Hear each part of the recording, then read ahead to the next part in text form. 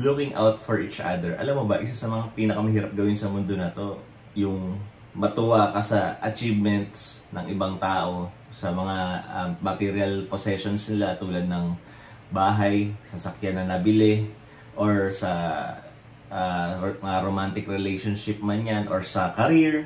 Alam mo ba, apakahirap matuwa sa ibang tao kasi kung yun din yung gusto mo, tapos nakita mo yun, nasa human nature yun, pagiging jealous, pagiging possessive, na hindi natin masisisi yung bawat isa. Pero kung pa-practicein natin yung virtue, dapat matuwa tayo eh. Ang buhay, hindi siya yung zero-sum game. Pag nag-success siya, o naging successful siya, hindi ka, failure ka na. Nauna siyang makabili ng ganito, failure ka na. Hindi ganun eh. Alam mo ba, ang dapat nating maramdaman pag nakakakuha sila, obviously, matuwa ka para sa kanila, yung walang halong inggit.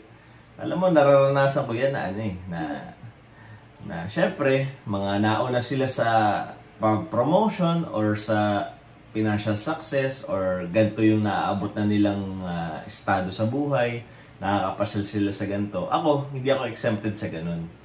Alam mo ba na madalas din ako mainggit, pero lagi ko pinapractice na, alam mo yun, na sinasabi ko sa sarili ko, uy, congrats. Pero sa future, ako naman. Kumbaga, pag may nabili silang mamahaling sasakyan or magandang bahay, lagi ko lang inihipo, minamanifest na congrats sa naabot mong material success, financial success, sa career, sapat mo na tinahak.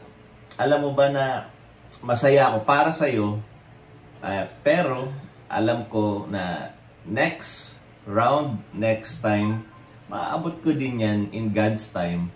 And masaya ako genuinely sa'yo na kahit magkaribal tayo sa trabaho man yan, sa negosyo, sa love life, kahit saan parte, genuinely masasabi ko, lahat ng mangyayari sa'yo na nakatakda, yun ang mangyayari sa'yo eh. And kung masaya ka, masaya din ako. Kung may nangyari sa'yo masama, hindi ako magiging sasaya dahil may nangyari sa'yo masama. Kung malungkot ka, malungkot din ako. Kakilala man kita, kaklose man kita o hindi. Andun yung empathy. Kapag ka masaya ka, alam mo yun, gusto ko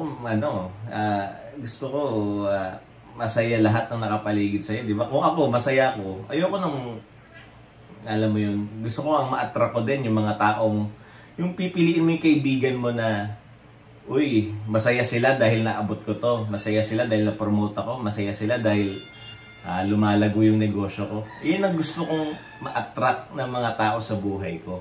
And I'm hoping, manifesting na lahat tayo, hindi tayo zero-sum game na ako lang ang magiging successful, tas lahat mediocre lang or ano. Gusto ko makipag-hangout sa lahat ng tao, either alam mo na, or papunta pa lang sila do sa goals nila, or yung papunta pa lang sila sa alam mo na, sa tinatahak nilang landas. Ang gusto ko, ang ma-attract ko sana, hopefully, yung mga kaibigan na laging may goals, laging may hinihit na mark, laging may hinihit na targets. And kasi yun yung magiging average mo, average ng 5 taong sinasamahan mo eh. So be careful sa mga sinasamahan natin. Ang pinaka-point is doon tayo mag-stay sa mga taong virtuous din, na masaya kayo sa lahat ng tinatahak nyong landas, and sa lahat ng achievements nyo, walang inggitan, or talagang masaya sila genuinely, and masaya ka rin sa mga nangyaring success sa buhay nila. So, ang pinaka masasabi lang ni Sidney, napakaraming tao sa mundo. Maghanap ka ng tao na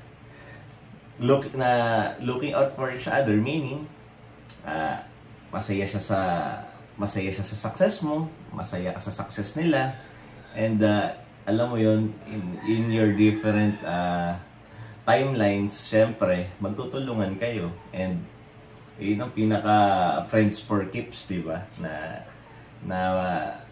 na bagay, yun ang importante. So, hopefully si Dane, makakita ka ng mga friends na magiging masaya na may nakamit kang ganitong grades and hindi kayo yung naglalabanan lang or laging may rivalry or laging may inggitan, may jealousy, may possessiveness. So, I'm hoping na ma-attract mo yung mga ganong tao and for me, hindi naman ako ganong ka-successful pero di ba? Hindi naman maiiwasan na may taong maninira sa'yo, may taong maiinggit sa'yo. And hindi ito yung paraan na kung hindi sila masaya sa'yo, hindi ka na rin magiging masaya. No, sila lang yun. Kung hindi sila masaya sa'yo, tapos naging successful sila, maging masaya ka pa rin para sa kanila.